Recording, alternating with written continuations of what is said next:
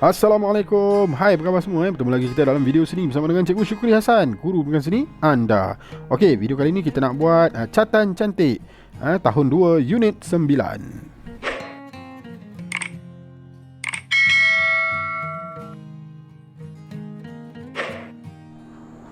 Okey, anak-anak tahun 2, cikgu harap anak-anak telah sediakan buku teks. Kita pergi pada muka surat 74. Okey, ini dia muka surat 74. Unit 9, jalan-jalan ke Taman Rama-Rama. Okey, kat sini kita nak bercakap tentang catatan. Sebab projek kita kali ni kita nak buat catatan. Apa itu catatan? Okey, kita tengok pada buku teks kita ni. Catatan ialah aktiviti menghasilkan gambar menggunakan media basah di atas permukaan rata seperti kertas. Okey. Bila sebut kertas tu kita tahulah kan. Contohnya kita ambil kertas lukisan. Contohnya ni kan. Kat cikgu ni ada kertas lukisan. Yang dimasukkan rata, ni dah dia permukaan yang rata. Tak semestinya pada kertas, boleh juga pada dinding ataupun lantai. Tak semestinya kertas. Okey, catatan ni ialah salah satu aktiviti seni yang karya seni yang bersifat dua dimensi. Itu dia catatan. Okey, catatan ni juga kalau kita nak menghasilkan catatan ni, dia ada beberapa teknik. Antaranya teknik basah atas basah, kering atas basah, basah atas kering dan kering atas kering. Okey, ada 4 lebih kurang teknik dia untuk menghasilkan catatan. Bila sebut catatan, kata dasarnya ialah cat. Kita kena faham lah apa itu cat. Cat tu maksudnya cecair yang berwarna. Okey. Kat sini cikgu ada beberapa contoh tapi sebelum tu kita tengok dulu kontra. Kontra ni merupakan salah satu prinsip rekaan. Okey, prinsip rekaan dalam bahasa seni visual. Kontra dapat dilihat pada perbezaan saiz rama-rama, manakala kepelbagaian warna dan bentuk terdapat pada bunga. Okey, kontra tu ialah sifatnya berlawanan, benda yang bertentangan.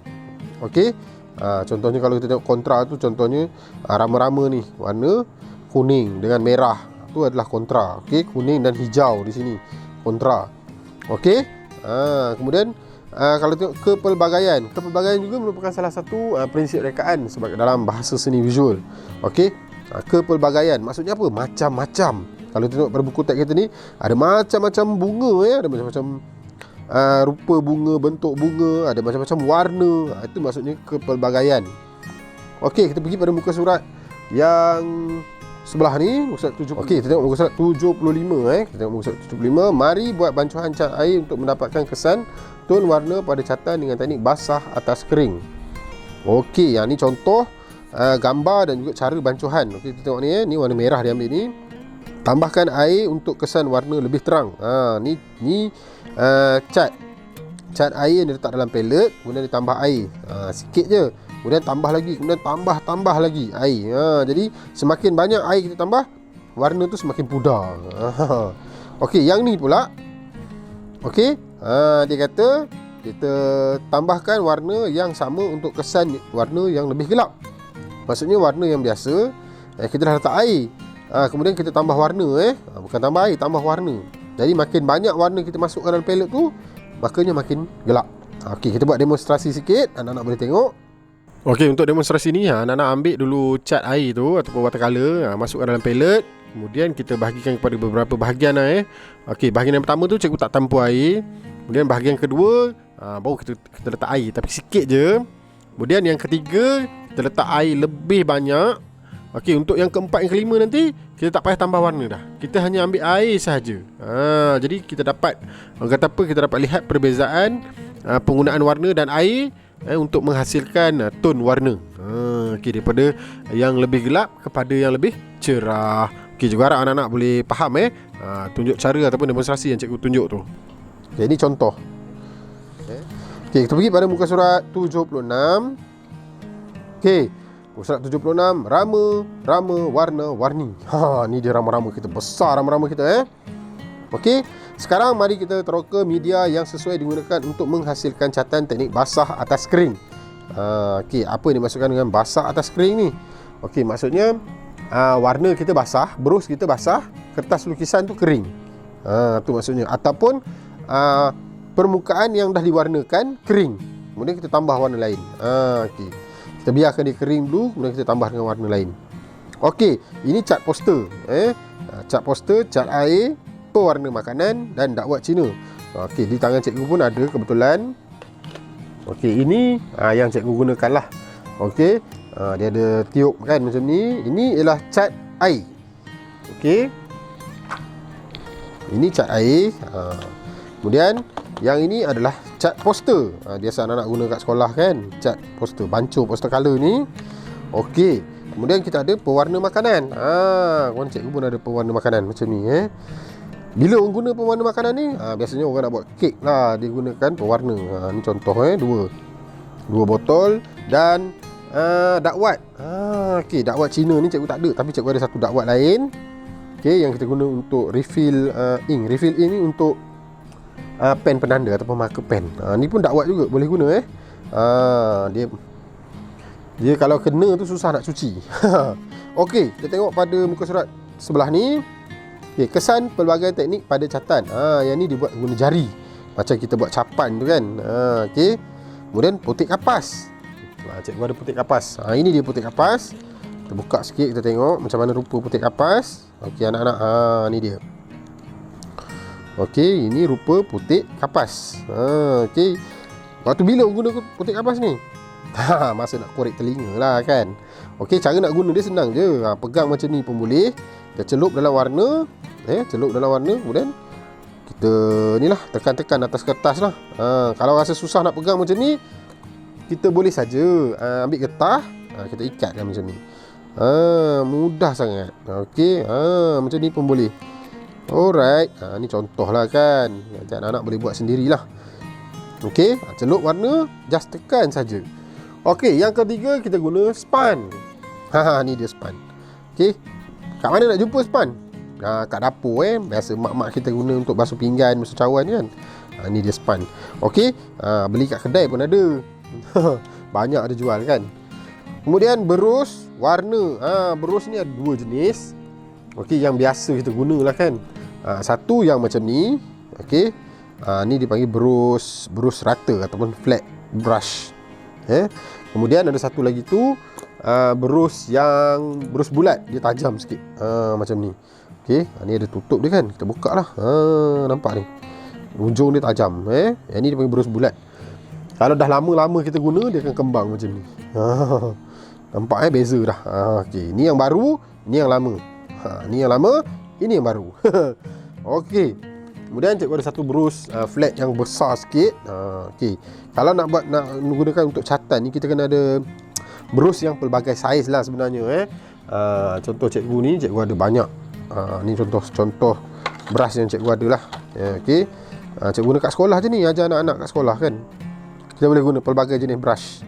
Okey. Ada angle brush, okey, ada filbert brush. Okey, ada yang besar, ada yang kecil. Macam-macam lah. Okey, ni contoh lah. Cikgu beli mudah saja. Okey, yang ni ada satu lagi contoh. Yang pelbagai saiz punya. Macam ni. Okey, ni ada berapa ni? Okey, daripada kecil besar ni pun dah salah susun ni, tapi tak apalah, nak tunjuk contoh saja. Okey, berus bulat ataupun round brush. Okey,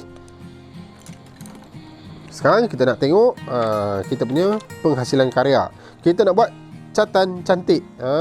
Okey, langkah 1 dia kata mari hasilkan catatan taman mini. Langkah 1, lakar lukisan bunga dan rama-rama. Mudah sangat ni. Okey, kalau anak-anak tak pandai nak buat, di rumah tak apa, boleh minta tolong mak atau ayah kan untuk lukis, abang ke kakak ke, tak ada masalah. Okey, ataupun nak lagi bagus, kita cuba lukis sendiri. Tak pandai tak apa, kita cuba, lama-lama kita pandai. Orang kata kita kena berani lah. Okey, tak cantik tak apa, lukisan kita tak ada masalah. Kadang-kadang karya yang tak cantik tu pun boleh mahal tau kalau jual. Okey, langkah 2, warnakan lakaran dengan cat air. Nampak ni dia gunakan berus, dia masukkan warna. Letak dalam palette lah.